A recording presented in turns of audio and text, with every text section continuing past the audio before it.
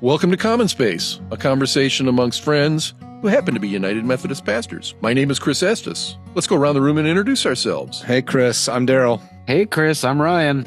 Hi, Ryan. Hi. Glad everybody's here. Thanks for all your support. Thanks for the nice comments that we're getting. Yeah, we're glad to be doing this, and we're glad that you're here listening to us. And please call, write, send a telegram, talk to us personally with your questions. We'd love to field those and use those as a basis for conversation on upcoming podcasts.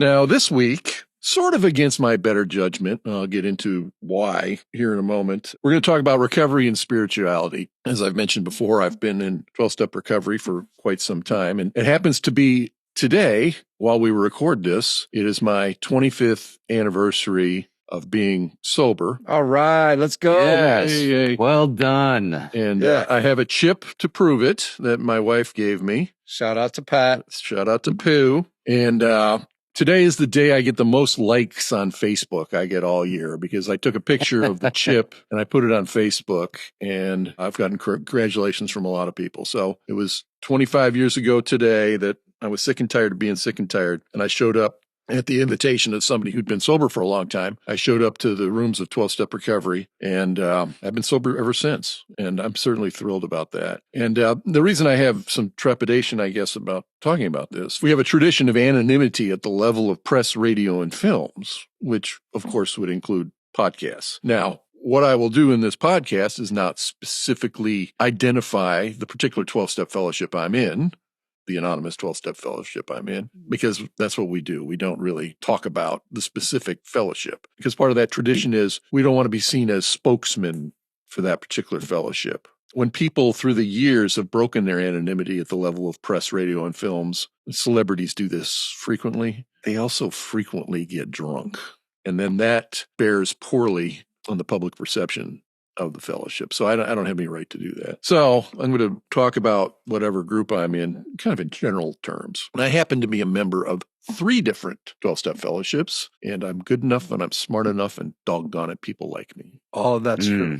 Yes. That's a throwback to Stuart Smalley on Saturday Night Live. I think Stuart would say, if you have to explain the joke, don't tell it. Good point. Yeah. So now neither of these fellows are in 12-step recovery, and trust me, through the years, I've been trying to find a reason they need to be, but I just can't. If there was a smart guy anonymous, maybe they could be in that, or Wow. ginger anonymous for Daryl. Hey. But they've been exposed to what it is I do, by being exposed to me. Now, one group that I'm part of, I can talk about and I feel good about talking about, it's called the Pioneer Group. Pioneer Group started in 2001 when a group of us got together and we decided that we wanted to do a 12-step meeting that honored the biblical roots of the movement. And more specifically, what happened in the formation of that group was this. I had started going to my friendly neighborhood local megachurch and started playing in the band there and became immersed in the community. And I joined a home group. Now, the home group met every 2 weeks, and we would discuss what the pastor preached the previous 2 weeks, and then we'd pray with each other and get to be friends and what have you. Now, it was at the home group that I started noticing something sort of troubling. About 8 of the home group members were alcoholics or addicts, and they'd sobered up in AA or one of the other programs. They all had become active in church. They loved and studied and knew the word. But somewhere in the process, each of them somehow convinced themselves that identifying oneself as an alcoholic or an addict was a negative confession or a word curse. They were now new creations. All the old things had passed away. Alcohol and drugs had no hold on them. They were no longer bound to sin. Therefore, they no longer needed 12 steps. They just needed one step, Jesus. Therefore, they didn't need to be in the program or go to meetings anymore.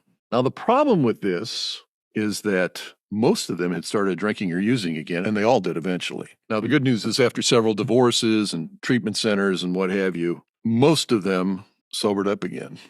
Now, the bad news was Earl didn't. Earl died and took 5 with him, driving the wrong way up Interstate 35, which was very sad.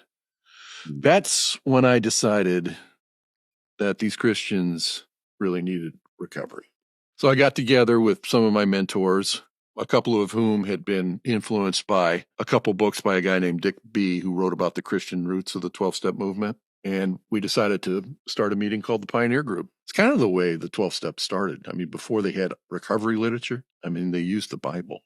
Dr. Bob, who's one of the founders of AA, mentions in his book, Dr. Bob and the Good Old Timers, that there were 3 essentials in the formation of the 12-step movement out of the Bible. Book of James, faith without works is dead, etc. 1 Corinthians 13, the love chapter. And then also the Sermon on the Mount, Matthew 5, 6, and 7. Chris, can we back up real quick? Can you tell, just in case there's somebody out there like I used to be that doesn't know what the 12 steps are or what you're talking about? Tell us, like, to a brand new person, what would you say are the 12 steps? What are you talking about when you talk about the 12 steps of recovery? All right. Well, I'm going to quote something out of part of the literature that says this. The 12 steps are a set of principles, spiritual in nature, which, if practiced as a way of life, can expel the obsession to drink or use or do whatever process addiction you have and enable the sufferer to become happily and usefully whole. Step 12 is having a spiritual awakening as the result of these steps. We tried to carry this message to others and practice these principles in all of our affairs. The idea is this, for me, as it was explained to me, that zebras have stripes, alcoholics drink, addicts use or act out, and it takes an act of God to change any of that. And so by taking these steps, I wake up to the spiritual being that I've already am and I was created to be, and my life changes and I transform in a way that's sufficient to overcome these addictive processes or the use of these addictive substances. Yeah, Chris, that's great. Can you also, we don't need to read the 12 steps because, any of our listeners can go online and Google them, but could you give us a synopsis? In general, what are we talking about? Walk us through it. Well, it starts off with an admission of powerlessness and unmanageability, then dependence on and coming to believe in a power greater than ourselves, then a dependence on that power greater than ourselves. I want to learn how to live a God-directed life rather than a self-directed life. It's self that has defeated me. If zebras have stripes and alcoholics drink and addicts use, and it takes an act of God to change any of that, what I have to do is deal with the parts of self that are blocking me off from the sunlight of that spirit. So I make a decision. I want to live that way. I want to live God-directed rather than self-directed. And then jump into it by doing a personal inventory where I look at where I've been resentful, where I've been selfish, dishonest, afraid. Then confession, right out of the book of James. Talk to somebody about all this, tell them my whole life story. Then I become aware of and ready to get rid of defects of character that have developed. Ask God to do that, depend on God for that, make a list of people I've harmed, and then make amends to them, and then continue to live this way of life, continuing to watch for this resentment, selfishness, dishonesty, fear, and what to do about it when that crops up. After that is, and as part of this, a big part of this, and step 11, which is sought through prayer and meditation to improve our conscious contact with God as we understand God, praying only for knowledge of His will for us and the power to carry that out. And then number 12 is a biggie, which is having had a spiritual awakening as the result of these steps, we tried to carry this message to others and practice these principles on all our affairs. So that's a synopsis of the 12 steps. Brilliant. Thank you. Lots of Christian themes in there, I'd say, and lots of Wesleyan themes as well. Daryl, what do you hear? What kind of Christian themes or biblical themes or spiritual themes? Yeah, I want to start by telling our listeners that I'm not actually in recovery, but I've been rolling with Chris for over a decade now. And because of that, I've really been honored and really benefited from hanging out with my sisters and brothers who are in recovery. I learn a ton. I'm welcomed in, as would you be. You can go to any meeting anywhere and be welcomed in. I can tell you what some of the things that have really shaped me over the last decade. One, you didn't name it, but it's kind of this given, this fabric within which the recovery community exists, and that's community. The recovery community is not about do this on your own.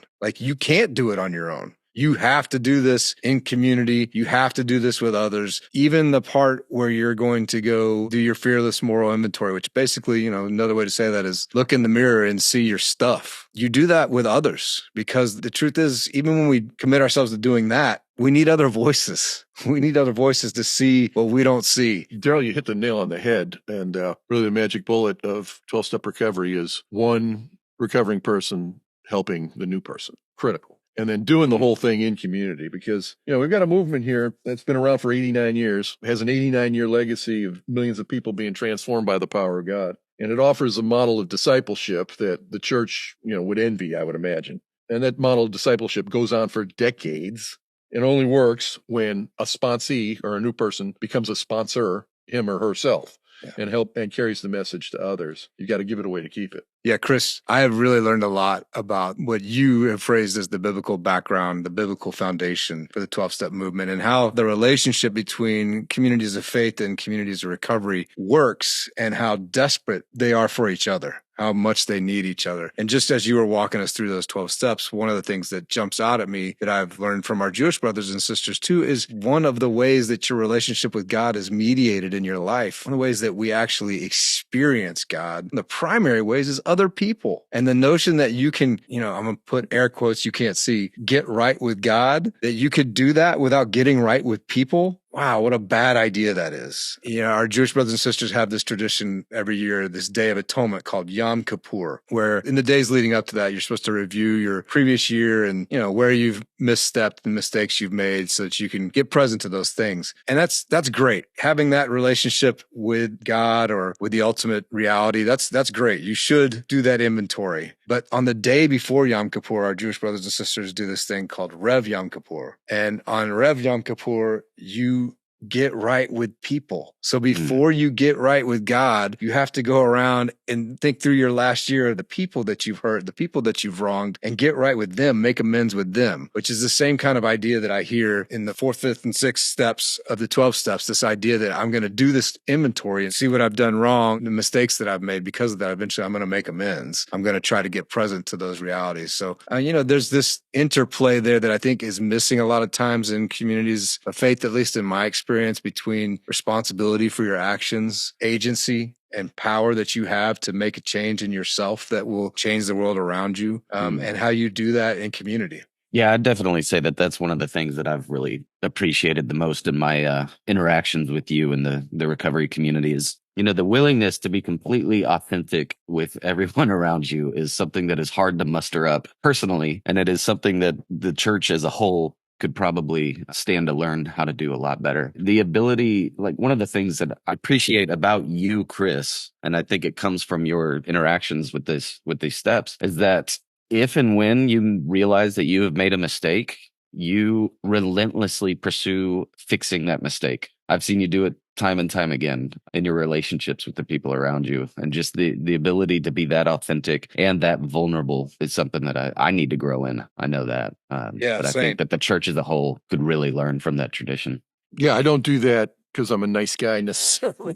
I do that. It's always fun. I've got to come on my side of the street, and it starts basically like this. I want to live a God-directed life. I don't want to be blocked off from the sunlight of the Spirit. I don't want to do that to myself. And so what I discovered by taking these steps is that I become in relationship with God. I'm not cutting myself off from that anymore. I get in relationship with myself. I know where I'm coming from. And then I get right relationship with other people by making amends. Now, that's in our 10th step. Well, first it's steps 8 and 9, make a list of people we've harmed. And then in step 9, we make the amends. Then in step 10, we continue to watch for resentment, selfishness, dishonesty, and fear. When they crop up, we ask God who wants to remove it, discuss it with somebody, and then make amends if we've harmed anybody, then resolutely turn our thoughts to others. Oh, believe me, I run my mouth up like around here like a lot. I know poor Daryl's sister Dinah, who's a Methodist pastor. Shout out. I don't know how many times. A shining bastion of integrity. I don't know how many times I had to, I'd run my mouth about something and then I would think about it and then I would have to come back into her office and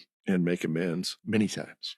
She's not a grudge holding type. Don't worry about it. No, not at all. Chris, one of the things that I also jumps out to me that I want to get you to tell us a story about is that 12th step. Because that 12th step of having had this spiritual awakening as a result of taking these steps, we try to carry this message on to others. I have this experience of the Christian faith growing up where there was kind of like a finish line. And the finish line was, you said the right prayer, believed the right thing, had the right relationship with Jesus. And that was about you. And if you crossed that finish line, you were done. You were good. Your box was checked. Your ticket was punched. And now it's just like, try not to screw up too much in the meantime. There wasn't this knowledge that one of the ways you will grow in your faith is by carrying it out to others. Now, we'll talk in episodes to come. We'll talk about the 4 gospel journey and we'll actually get into that 4th path of sharing the faith, of walking the faith out with others. But I've heard you tell this story before of one of the founders, how this principle came to be practiced and have that awakening of understanding that your faith isn't just for you. that your journey isn't just for you. The finish line is not that you're okay, that there's more. Can you tell us that story? Yeah, I mean, it's one of the key aspects of the 12-step recovery movement. A man named Bill Wilson, who's considered, one of the co-founders of AA, he sobered up in late 1934. He had a spiritual awakening. He took some steps that were sort of precursors to the 12 steps and had a spiritual awakening. And from the people he learned that from, he learned it was incumbent upon him to go carry this message to others. So he did. In New York, he started trying to sober up drunks. And he would go down to the Bowery and go under the bridge and try to sober up drunks, tell his story of his spiritual awakening. And none of them got sober for 6 months. But then his wife reminded him, after he was complaining, that none of these people are getting sober. And she said, yeah, Bill, but you're staying sober. And it hit him that, oh, wow, he's doing what God has called him to, and it's helping him. He's trying to help others, but it's helping him as he does that. So he was off on a business trip in Akron, Ohio, that went bad, and he thought about drinking. But instead of that, he went to the phone, started calling churches, see if he could find a drunk, which he did, Dr. Bob. And he went and talked to Dr. Bob, shared his experience, strength, and hope. And that helped Bill stay sober for that day. And Dr. Bob eventually got sober as well. And they're the two guys that started Alcoholics Anonymous. And they carried the message to a third guy. He also talks about this, how for 18 months after sobering up, after having a stunning spiritual experience, it was like a cool, clean wind of a mountain blew through and through. He talks about God comes to most people gradually, but to him it was sudden and profound. 18 months after meeting God on a mountaintop, that he suffered from waves of misery and depression, almost drove him back to drink. But what he discovered was intensive work with another alcoholic always saved the day. So the magic bullet, 12-step recovery, you got to give it away to keep it. Mm-hmm. And I get better when I try to help you. And the way I help you is not telling you what to do. It's telling you what I did. Mm-hmm. Now, I put that into practice myself. Early on in recovery, I was at a meeting, and there's a woman in the meeting sharing about drinking red wine in her bedroom. Now, I really haven't had a desire to drink since I sobered up and asked God to keep me sane and sober. But there's just something about red wine. And so she's sharing about drinking red wine in the meeting, and my mouth is watering. I can taste it. And I said, man, I got to go do something for somebody. I got to get this out of my head. And so I saw my sponsor sitting across the room looking needy. Big Book Dick. Of blessed memory. Yeah. And so I got up, went to the coffee bar, got him a cup of coffee, put 14 sugars in there like he likes it, and brought it back in to the room and gave it to him. The good news was this. By the time I returned, she had quit sharing, but also my mouth had stopped watering, and I learned a lesson that when tempted, or even when my brain's just going off into la-la land, go do something for somebody else.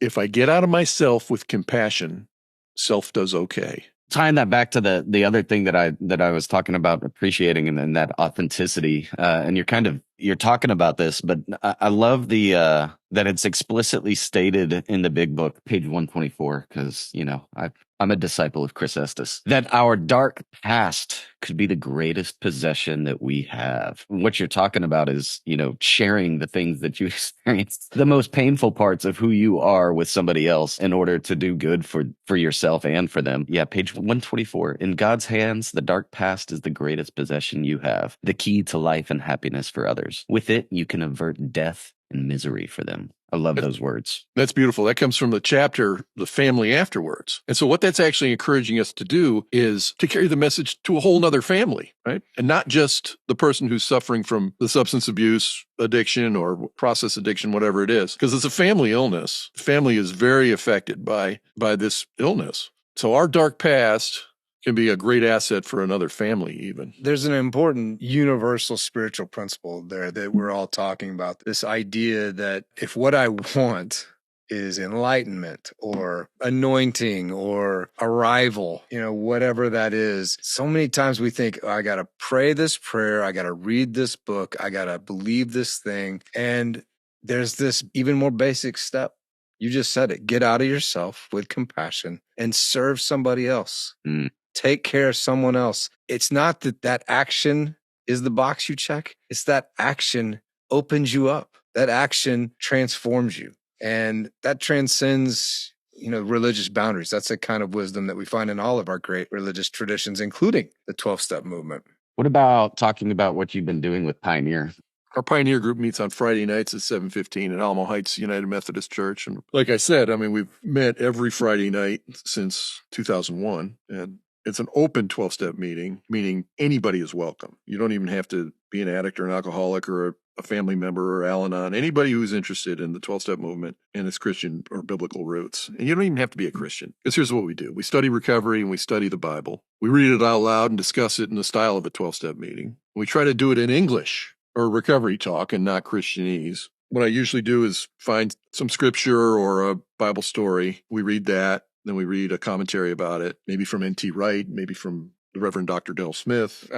We'll do that. And then we'll connect it to some sort of recovery literature, and then we share about it. At first, many of us started to come to understand the Bible through the lens of the 12-step recovery. Now, what's starting to happen is we're starting to understand our 12-step recovery a little better through the lens of the Bible as we become more proficient in that and as we learn more about the Bible. But how we learn is from other people sharing their stories in light of what we just read. Because what happens is they're no longer words on a page. It's no longer ink on paper. It becomes incarnate. These words become living through the experience of other people, which is a fabulous way to learn. Now, you guys got to see it when we started doing this common space idea at Haven for Hope, which is our transitional living community here in San Antonio. And for 6-7 years, we went down there every Wednesday and presented our stuff, our common space stuff. That's where it all started. Yeah. And we did it for people. Most of those people were in recovery there. They were in the treatment center at Haven for Hope.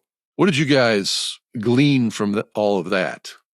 This is going to be uncomfortable for everyone except for, the listeners who struggle with the institutional church like I do. One of the things that I am continually confronted by you, Chris, by our sisters and brothers in recovery, and by my experience at Haven, is you have to stay in there. You have to stay in the relationship even when you have every right not to, even when you would be justified in walking away and saying, this thing is not okay. Doesn't mean that you accept toxic behavior, but it's really been a challenge because I've watched failure after failure be met with community and be met with direct, name the thing, call it out and say, this is not okay. We're going to deal with this, but we're going to stay connected. And I really don't like that sometimes. I would really rather terminate relationship or withdraw. And what I've learned from my sisters and brothers in recovery is if I give in to that, I lose. And certainly the community loses as well. So it's just this return, this call to stay in the tension, name the things that need to be named, call out what needs to be called out, address what needs to be addressed. But stay in there, hang in there, and you will be transformed. Your community will be transformed as well, but you will be transformed. I think one of the things that the recovery community models for me really well is an intentionality in growth. And so, we're Wesleyan, and so we've got some Wesleyan emphases on things. But one of those Wesleyan emphases is that the idea of salvation is not like a momentary experience, that salvation is something that is continual, that to be saved, that to be healed and whole requires an intentional effort towards growth, towards receiving the grace that God has for us. And way too often as Christians, we kind of take it for granted that God's on our side and there's not much else that we have to do. But what the 12-step process does is models for me the idea that I can continually grow, the idea that I can continually get healthier and healthier. And that to claim salvation is to actually claim a process and a movement and not just a moment. Exactly. And when I quoted some of the literature earlier, where we talked about the 12 steps are a set of principles, spiritual in nature, which if practiced as a way of life can make us better. And that's it. It's continual. It's not one and done. I mean, this is how I live. Yeah. One other thing that I would share that I have noticed about the recovery community is their organizing principle is staying alive and staying sober. And that tends to make all the other lines that so often seem important fade away. And I wish that for my church. I wish that my church would learn from the recovery community that our organizing principles should be people who are interested in wrestling with the divine. If you want to use our inherited name that we've been given, the adopted name of Israelites, of those that wrestle with God. Or if you just want to say our organizing principles should be those that are looking for love and acceptance, because so often churches get just waylaid by all the other lines of ethnicity, lines of language, lines of music preference, lines of liturgical preference, lines of culture. And recovery just seems to put all those lines where they belong. It's not that those lines aren't valid, but recovery just says those lines are secondary. Mm. And I am challenged by that in a good way. And the way that's communicated is by one recovering person sharing what we call their experience, strength, and hope with another in a way that says this. And here's the greatest sermon you can ever give. All right. Yeah, me too. I've experienced what you're experiencing. I know how difficult that is. I get it because I've experienced it. Yeah, me too. Yeah. And here's what happened. Here's what I was like, and here's what I'm like now. And I'm not telling you what you need to do. I'm telling you what I did and what I need to continue to do. Chris, as we wrap up, let me ask you one question that I might be catching you a little off guard. Why are we doing this today? Other than we're celebrating 25 years of your sobriety, and we're delighted to do that. What do you hope that our listeners are going to take from this episode as we go forward on Common Space? What do you want them to know? Why are they picking up this recovery wisdom and carrying it with them? I'd like them to know this, that there is a way out. Whatever the problem, there is a way out. And that what I've discovered by taking these steps is this, is that I am a child of God, beloved, valuable, and that's non-negotiable. First of all, that's my identity. It starts there. Now, what's happened through upbringing, through nurture, through nature, through a variety of reasons, I became cut off from that reality. And I started using substances to improve the way I feel. And that what started off as survival tactics turned into character defects. And then because I have this illness, I can't stop when I want to. And when I start, I have little or no control over the amount I take. And that it's going to take a spiritual awakening to overcome this. So this is the beauty of having some substance abuse disorder or some process addiction, is because it's forced me to seek a power greater than myself to help solve my problem. And I didn't seek this power greater than myself by taking these steps to get good with God, right? The reason I took these steps was to wake up to the idea I'm already good with God and I'm already right with God. I was just asleep. So this process has reminded me of who I truly am, child of God. And so whatever is ailing anybody out there, there is a way out. And there's a whole wide world community of people whose life depends on helping you find that solution. You're not alone, and you're not the only weirdo. And doggone it, people like you. We're all weird. We're not bad people trying to get good. We're sick people trying to get well. Thanks for sharing that journey with us, Chris. We appreciate you letting us in. All right, book recommendations, anybody? And this is you. Well, it depends. If you're out there and you're having a problem with an addiction of any kind, you really don't need to read anything. First, pray that God puts somebody in your path that can help you. And then pursue one of the many 12-step fellowships. You can find them on the internet and just go talk to somebody about it. That's the good starting place right there. That's the good starting place. Now, if you're not in recovery and you're interested about 12 steps, the granddaddy of them all is the book Alcoholics Anonymous. We call it the big book. And that would be helpful for anybody who's interested. And another one, which is a deeper dive, is Breathing Underwater, Spirituality in the 12 Steps by Father Richard Rohr. Everybody, thanks for listening. Thanks, guys. Thanks, Christian, for editing, making us sound better than we are. And may your eyes be filled with wonders, your heart full of joy, and your footsteps firm as you walk with God. Thank you, Chris, for letting us in. Peace, y'all. Peace. Thank you for listening to this episode of Common Space. Don't forget to follow or subscribe to this show so you don't miss a single episode. If you have a faith-related question you'd like to submit to the show for the chance of it being featured on a future episode, visit ahumc.org/questions to submit. That's ahumc.org/questions. If you'd like to contact the podcast team, email us at podcasts@ahumc.org. That's podcasts@ahumc.org. You can also visit our website, ahumc.org, anytime. Any related links are also in this episode's show notes. Again, thank you so much for being a listener. We truly appreciate your time.